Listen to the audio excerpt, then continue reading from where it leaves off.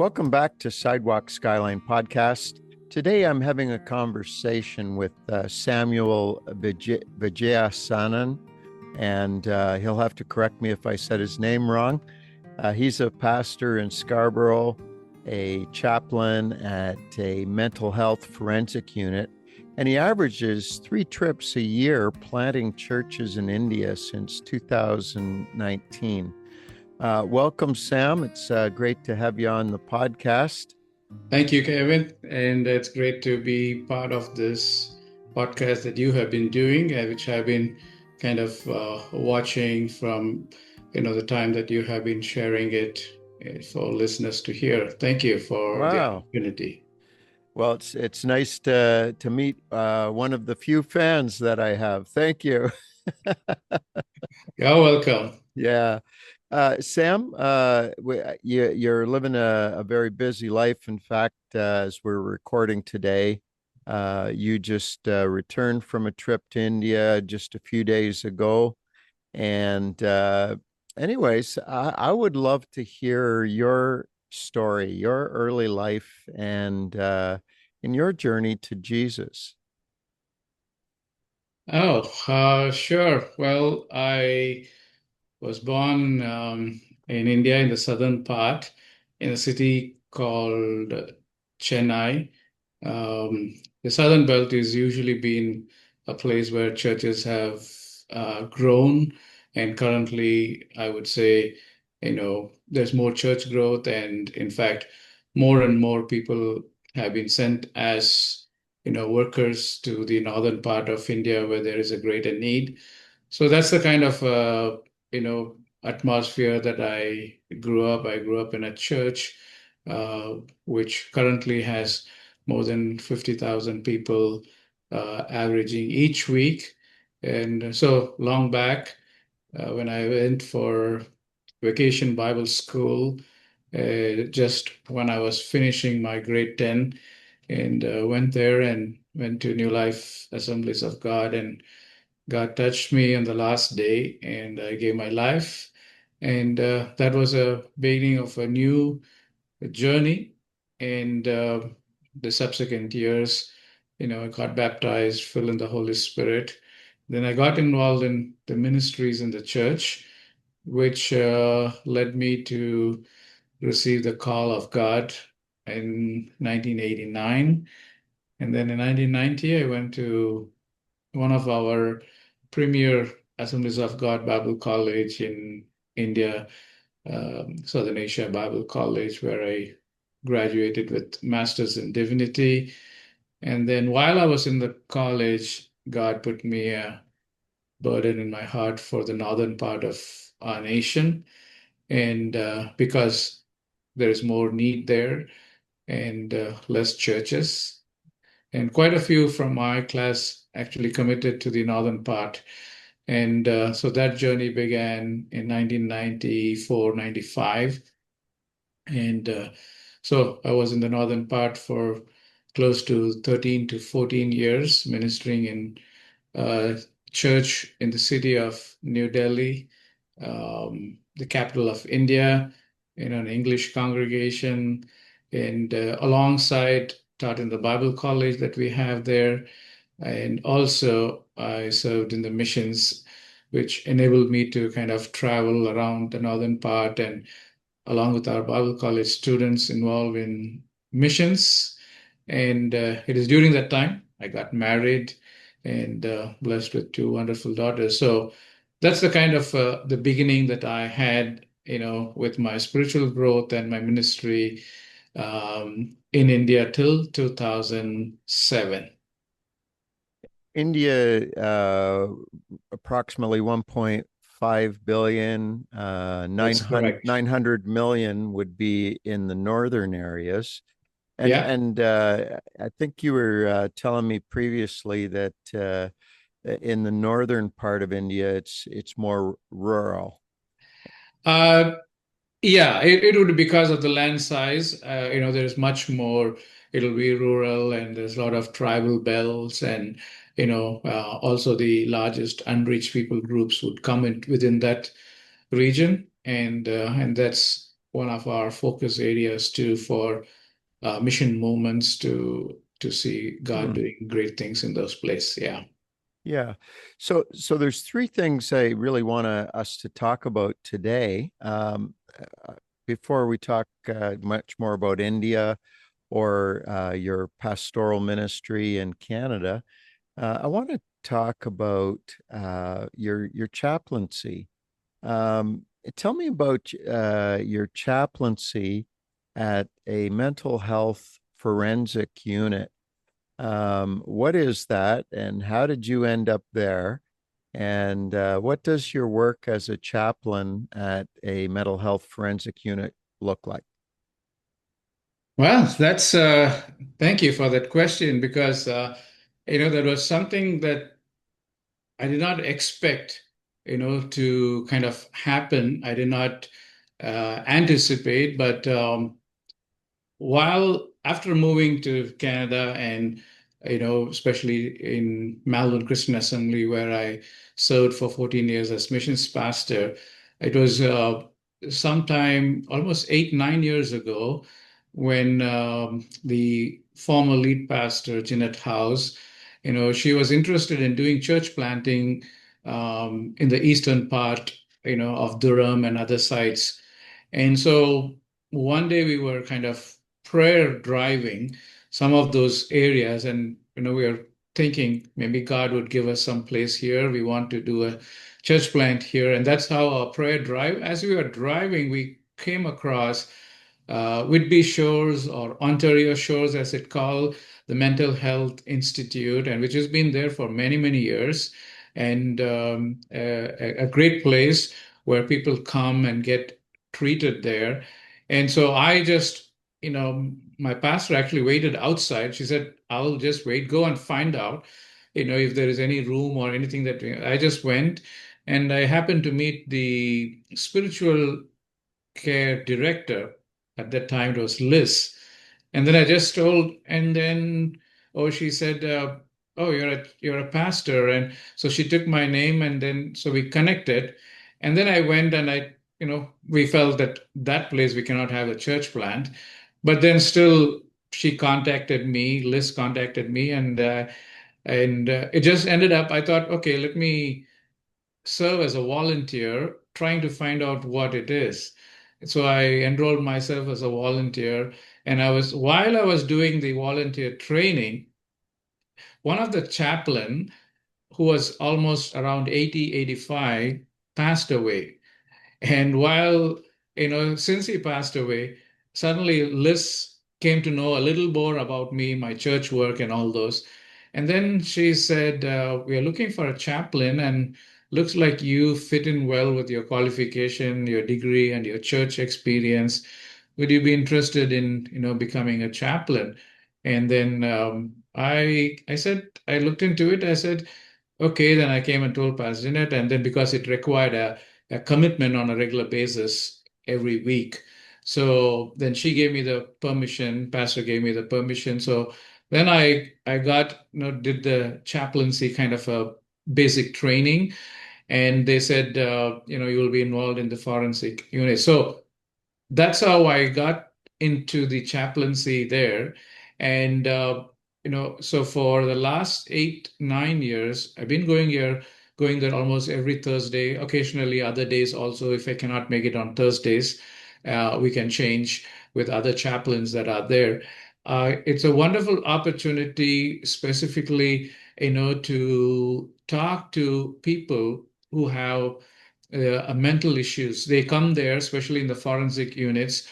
They come for an assessment, 30 days, 60 days assessment. And it is during that time, I'm thankful to God because the Ontario Shows recognizes there is a spiritual aspect that kind of plays in the life of people, and they feel along with science, medicine, psychology, therapy, and all those, they have felt that spiritually the spiritual need is there, and when spiritual need is met, that does help those who come there for assessment, and those who are there taking treatment for a long term, like some for there for 1 year, 2 year, 3 year, who are there. And so it gave me an opportunity every week to minister to patients who are there and talk to them, find out what their needs are. Of course, there are some privacy and confidential matters that are there, so we need to take care of those. But still, there's an openness, and it gives me an opportunity to give the word of God, to pray with them, and and also there's a consistency because they're at least there for minimum 30 days, but most of them more than that. And so there's a huge opportunity every week when I go, talk to them, pray with them, and and connect them. And of course, we are not supposed to connect with them, with other social media and other things. But I do tell them when they go out, find a church that is close by, go to a church and find spiritual help. So that's the nutshell of what I do at Ontario Shores.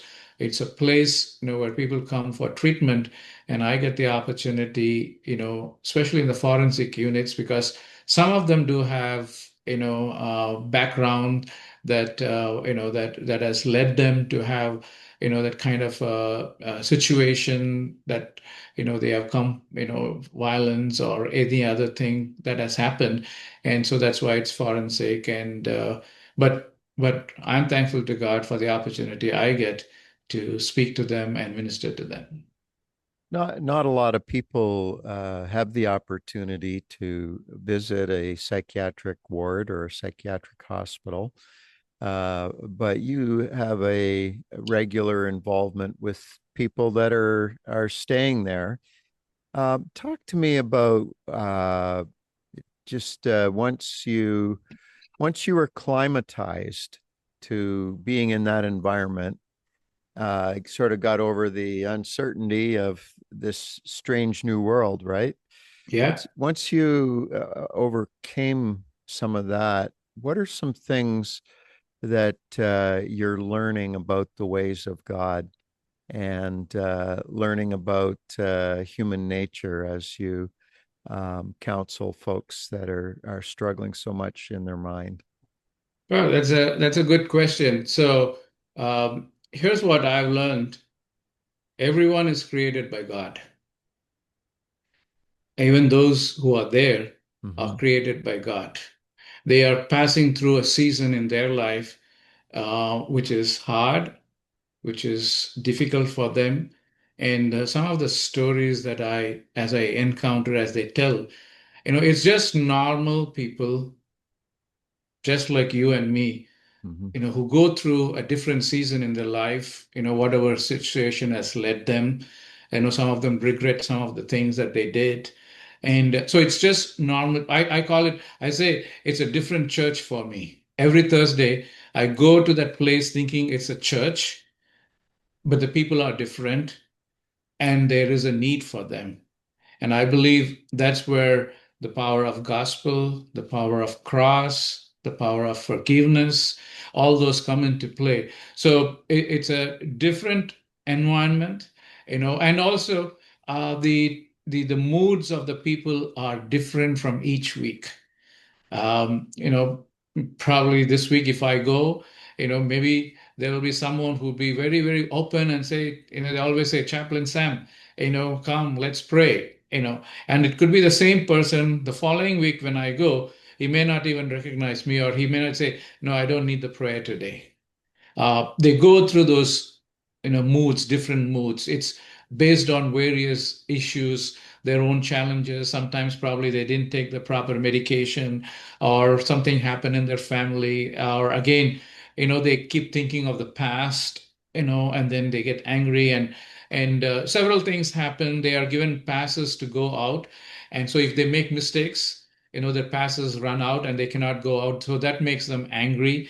And so several things happen. But God slowly, little by little, little by little. So I can give one example, one or two examples. There's one person, who's been there for almost now 3 to 4 years or more, I would say.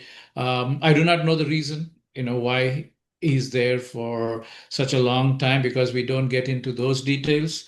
But I know, he goes. In fact, because he's been there for a long time, he takes time out and he goes out into some of the units outside and he prays. He prays for people. He knows the word. He studies the, Bible. He has a Bible, and when he has tracts, he gives tracts to others inside, just to bless them. So, God works in different ways in different individuals. Another person recently, for the last, I would say, a year, I've been kind of ministering to him. And just 2 weeks ago, he went out, and it's a bittersweet moment where, when we go there, when we know that that person is not there, sometimes you feel like, oh, I wish that person was there. No, but then they've done their training, they've done their assessment, they've done all the, and now they get a free pass to go out. And I guided him to go to a church where he was going.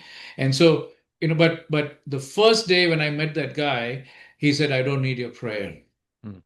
But then there is almost a year after, he waited for me and he wanted me to pray before he left. And so that's the dynamics of working in that place. The moods are different, the people are different, but one thing I've learned, they're all created by God in the image of God, and they need Jesus.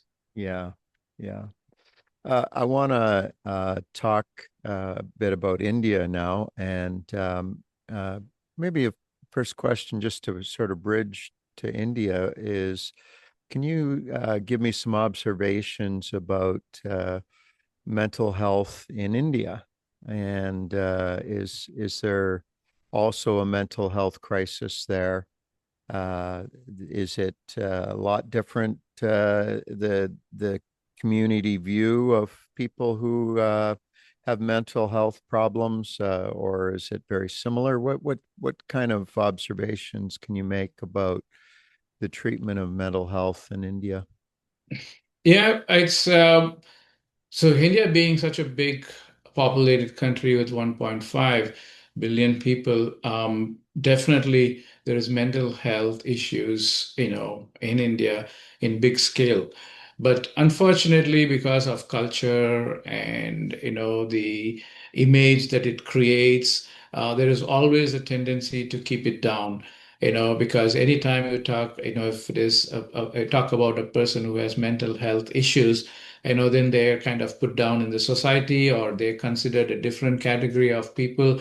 So it's always been kind of less, kind of informed, or it's not much talked about. But, as I travel and as I talk to people, as I see so many situations, it is becoming a big issue.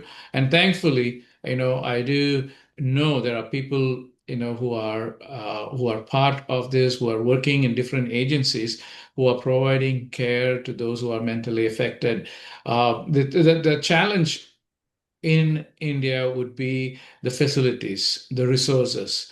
It's not like how it is easily available over here or easily accessible for the people over there, more especially in rural places where even hospitals are a kind of a difficult situation.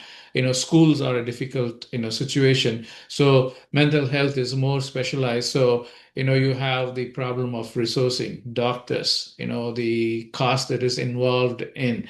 And above all, I think it is the society that kind of that stigma that is there.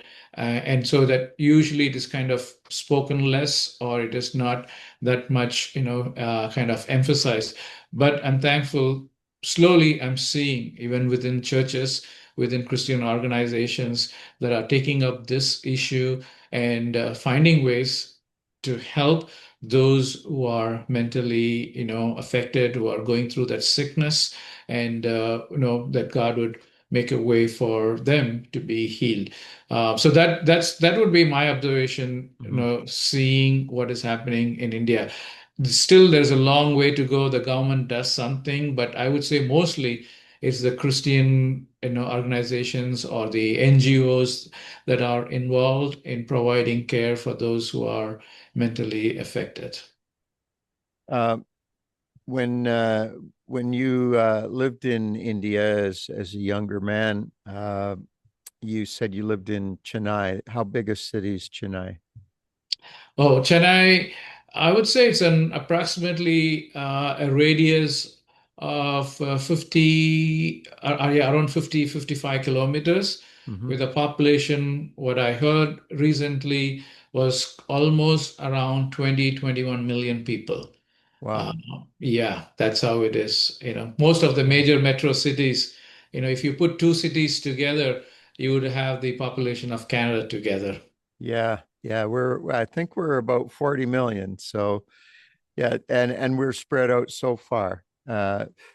When um when you began to look north in India to church planting and more rural areas, often the truth is that in the rural parts of the world, people tend to be more traditional, more closed to things that are new, and urban centers tend to be much, people tend to have a much more open attitude towards everything, Mhm. and could be influenced in many directions. And often, while there can be a strong presence of the traditional in a city, there can also be the avant-garde and the non-traditional and the unorthodox. Mhm. And so we just have so much diversity in urban centers. And so talk to me a little bit more about your church planting work in northern India, encountering a different mindset perhaps than the one that you were raised with. I'm wondering. Well, church planting is definitely very different from the context of a North American church planting, and more especially, I think I would say India with 1.5 billion people, with 48 various national languages. That is, other than more than other 1,000 dialects that are there, 48 official languages, because we have close to 42 plus other union territories, 42 provinces plus other union territories. So each province, has its own language, and each province has different culture. There are some similarities between certain provinces, more especially South. And when you divide South and North, South, all the six provinces may have a little bit similarities. But when it comes to North, it is total. So missions in within India itself is very, very cultural. So you'll have to have the cultural context. We call it the cross-cultural ministry there. Even though it is within the same country, it is crossing another culture. When I moved from South to North, I had to learn the language, I had to learn the culture, I had to learn the food habits. Everything is completely different from where I grew up. It's so, it is very similar to someone from the Northern American, continent going to an African continent or an Asian context, and how they get prepared themselves, to a various, culture, newer language, right? And that is very similar within the Indian context also. Yes, there could be some similarities, but then most of the time there's a large, kind of learning process that happens. Find out, especially language. It's very difficult, Mhm. So if you cannot communicate, and then you cannot share. And then if you are not going to be one like them, then it is difficult. So a lot of cultural people, mission workers who have this cultural burden, missions burden, have crossed from southern, boundaries to go into northern boundaries, learning language, the food habits, and other things, and slowly, slowly, they have, planted churches. Again, as you mentioned. There are sometimes it is different from the urban centers, the metros in the northern place. Um, you know, it is different, but it is more harder to do church planting in the metros than in the rural places where there is more, acceptance. It's more welcome, even though the challenge is more. But once you break through those challenges, it becomes easier in the rural places to establish newer church plants than in the urban centers, because as in urban centers, people are more educated, people know more, and there's lots of challenges, questions, and other things that happen. So even within that context, between the rural and the urban one would be more challenging, but the rural one initially may be difficult to get through. But then once you get through, it becomes much more easier to be involved in any kind of ministries and sharing the gospel with Yeah, them. the church that you said you were a part of grew from 7 people to 50,000 people on a weekend with various campuses, and yet that was in an urban center. So, what do you think are some of the keys to uh, church planting in an urban center versus church planting in a rural Indian center? I would say the main thing I would say, just for reference sake, since you mentioned about the church that grew up from 7 to 50,000, that happened in the southern part of India, where the climate is very different from the northern part of India, where there is Mm. more opposition, where there is more challenges. It is very dry, but where in south we call it's more, it's the Texas of India, where a lot of churches are growing and grown. But I would say in most of the places, if you ask, the first thing that they would say is, the churches have learned to pray. Mm. They see prayer as the key for church growth. Any church in the southern part, if you ask the pastor, they will say, "What is the success?" They would say, prayer. The other one is very strongly rooted in evangelism, where people take it, people own it, and people start witnessing.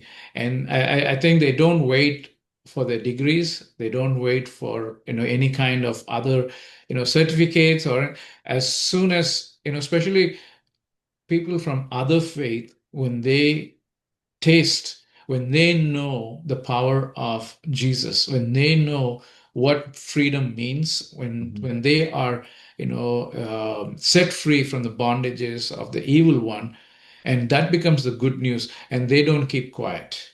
So the church growth has taken place because of people who have been set free, who have come from other faith. They've tasted the love of Christ, and they cannot keep quiet. They in turn go bring in people. They in turn go witness to people. They go, and so I would say, whether it is urban or rural, the method of church growth has been same. The context definitely differs. In some places it is hard. As I said, in northern part of India is hard, but in south it is easier, a little bit easier. But prayer, evangelism, reliance on the Holy Spirit, these have been some greater strength for the church growth. Mm. I know a Hindu priest at a mandir in Mississauga, and talking with him, one of our conversations, he was saying to me that what non-Hindus might not realize is that Hinduism is monotheistic. And I just kind of blinked and thought, I've never thought of that or heard that. But his interpretation would be that all of the gods of Hinduism are manifestations of one and the same. Is that an accurate understanding of Hinduism that you would have had growing up in India, or was he maybe perhaps progressive or looking at it differently than most? I would say generally, if you ask any a person who comes from a Hindu faith, the definition of Hinduism itself is very difficult to kind of come up with. You cannot define exactly what Hinduism is. It's a collection of many faith, many, that's why in Hinduism they say they have, more than 3 crores, of gods. Everything is God to them. So, even the priest who shared it to you, in one sense, probably he's saying, like, because everything is God. Right now, as I sit Mhm. this table, where it's in front of me, according to them, that is a God. Or Mm. the sun that we see is a God. The tree that we see is a God. Everything has, there is a divine touch to it. And so for them, it is, it's just worshiping, anything and everything. But of course, each of them, each within the Hinduism, there are different gods, and people worship them at different times in different seasons, Mhm. for different occasions. And along with that comes where, even accepting other non, Hindu faith as part of their own. Most of the Hindus, wouldn't mind if you give, a picture of, of Jesus, and to be kept in their holy room, we call the puja room, and they would happily take it and keep it because they believe that is also a way to reach God. Their faith is also a way to reach God. So for them, everything is open. Everything is a way to find, truth as they are seeking. And, that's why they have various ways, go to various pilgrimage mountains, seeking to find truth. And yeah, that's all for them. It's everything monotheistic. They are actually their faith is based on multi cultural views, multi-faith, and they can accept anything and everything, that would that their soul would be satisfied. So, is it easy to talk to a Hindu about Jesus? It is And then, once you when get does the. the conflict come? I think the conflict comes when you make it that Christ is exclusive. Hmm. The inclusivity is very easy. Yeah. It's very, very easy to present Christ as one of the ways. Right. But the moment we hit Jesus is the way, the truth, and life, I think that's the place where we encounter, the opposition or the challenges, and those who have tasted that, they know it, and so I think that's where the moment we say, Christ is the way, Yeah. the only way, I think that's where we hit that roadblock, and Yeah. yeah, it's That's the Hindu stumbling block. yeah. Yeah. So, your own family history, there is a Christian minority in India, and people coming to Jesus a lot in India. What was your family history? My great grandfather comes from a Hindu background, but my grandfather, you know, got saved, and actually he became a pastor, and he served in one church for the entire 42 years straight. And along with my grandmother, who was a registered nurse, so she had a clinic. But my grandmother came from a Christian background. But most of the, if you go back to previous generations, there is always in history where people have come from a Hindu faith or non-Christian faith. Yeah. So for my grandfather, great grandfather was Hindu, but my mom actually comes from a Hindu background. And my mom married my dad. Both of them have passed away now. But when she became a Christian, married my dad, she was actually sent out of the home because that's a no-no in the Hindu, faith, that you cannot marry someone who is out of, the Hindu faith. So she left her home, And that was the last time that she ever went to her home. And her parents passed out early in their age, and so it was her brother who was taking care along with her sisters, and all of them, kind of they said, no, you don't have a place. Though later in the years, her sisters, my mom's sisters, would come and visit, but they remain, in Hindu faith. So my mom was the only one who held on to the faith in Christ till she passed away 2, 3 years ago. And so it's a tough journey for people who cross that journey from a Hindu faith and they follow Christ. But there are thousands of people who have chosen that hard way. Sometimes family persecution, sometimes society persecution, community persecution, or they being, kind of considered as, they made a wrong choice. But I know even in the church that I'm talking about, which grew from 7 to 50,000, I would say a majority would have come from non-Christian background who accepted Christ because they found Jesus as their personal savior. What a beautiful church that must be. Um, you've pastored in the Greater Toronto area for several years now, and recently actually just left Malvern, the church you were at, uh, to go to another church. So just tell me a little bit about your Canadian ministry and what that's looked like.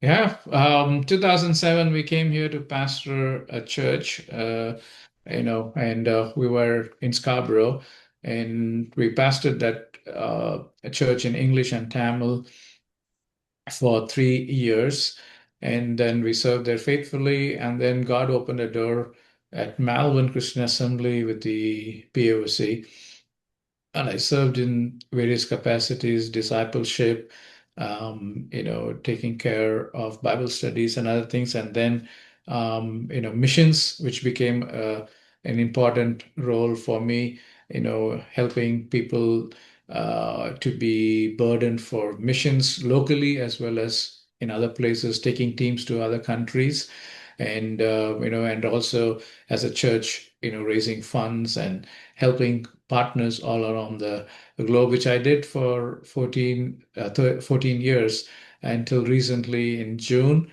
God opened a new season in our life. And so right now, I took the leadership to pastor Church on the Rock, a church in Scarborough. It's primarily more a South Asian community, and I'm looking forward, to seeing more, immigrant communities who do not know Jesus. Some who may not enter into other churches, that they would find their way to come to, our church, and we would have the opportunity to minister to them. So it's a new season, it's a new opportunity that I have that God has opened, and so I'm looking forward to it. So yeah, with Toronto being a place where, as we know, it's multicultural, it has various communities, and I believe a lot of them do not know Jesus.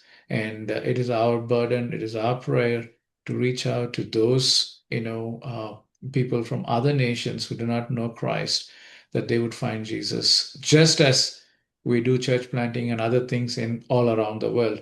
I think there is a need here in the city, in most of our major cities. I think we need to keep praying and finding ways to to share the gospel. The world has come here, so we need to share the gospel to them. Sam, some people will spend their whole life focused in one lane of vocation.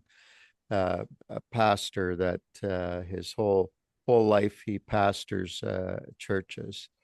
Some will give their life to being global workers, being missionaries to the farthest places of the world.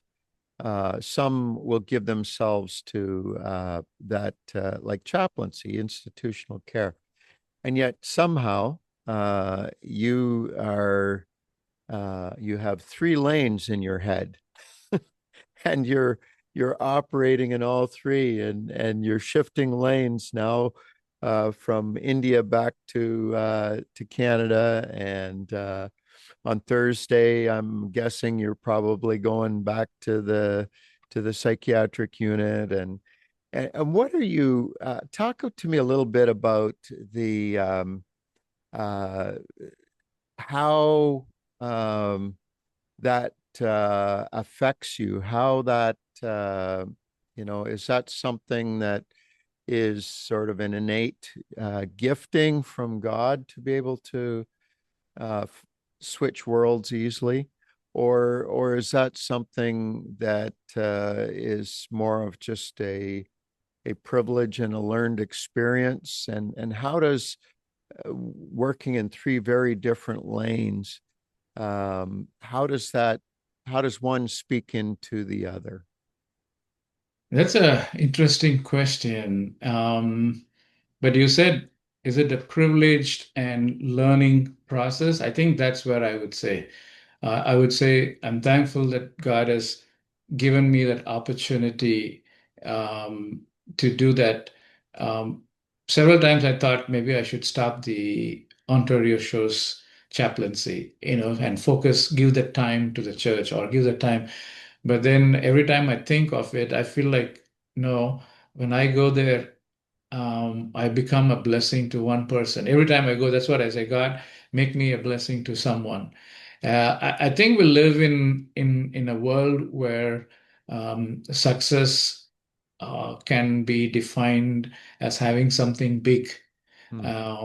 more people, bigger church, or more resources. But every time I walk into the Ontario shows, I say, Lord, today make me a blessing to someone.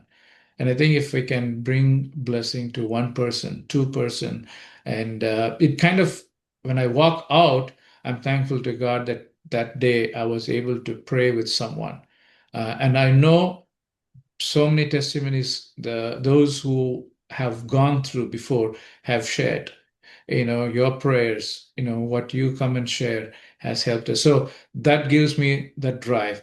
When it comes to the church, I think the pastoral hat, the pastoral call, I think that is my calling. That's my first calling. I would say, the pastoral calling would be my first calling, is to care for people, is to shepherd the people, is to, make them disciples, as Jesus said, go make disciples. So that is where I pray when I go to church. My prayer is that, like, somehow let me help someone to become a disciple. And so that is from the church. And then from the missions perspective, I think that, this is all part of, I think if you look at the life of Jesus, I think he was involved with everyone.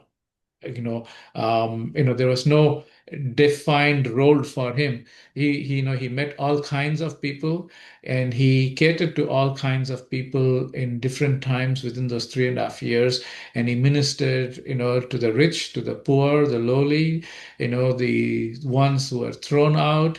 And so he kind of found his way to minister.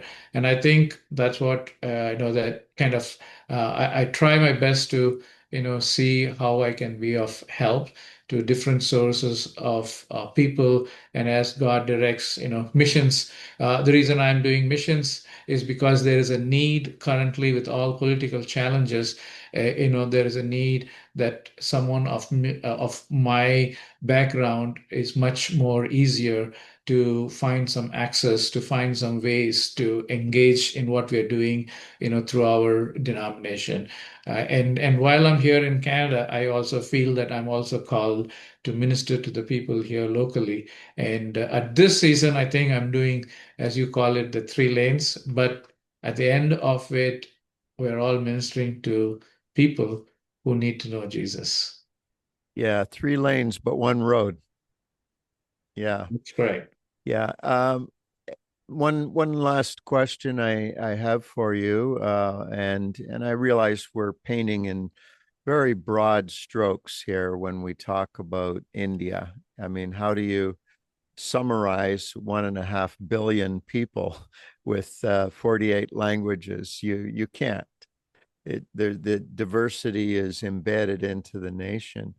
But as you are familiar with church history in India, as you experience church history in the western part of the world, what do you think the Western church can learn from the church in India? Uh, what what is the church in India doing right and doing well? And we would do well to learn from them. Oh, that's a big one, but let me try to. Um, I think the needs in India and the needs in Northern American context here in Canada are quite different. People over there with 1.5 billion people, of course, you know, the Indian economy is growing crazy. The top 10 even if you take top 10% who are super rich, that itself is more than 300, 400 million people. So you have a super rich people of almost 300, 400 million people. But then you also have still, we have more than half, 50% they say is under poverty. So that is close to probably 700 million people who are in poverty. And it is in this context that we see more church growth happens because their dependency, they tried everything else, where whether it is medical or schooling or none of those work, and people finally come to the church, where they find Jesus as their hope. They find Jesus as the healer. They find Jesus as the one who sets them free. And I think the dependency over there is much more than in the northern, American context or Canadian context, where we are blessed with so many things.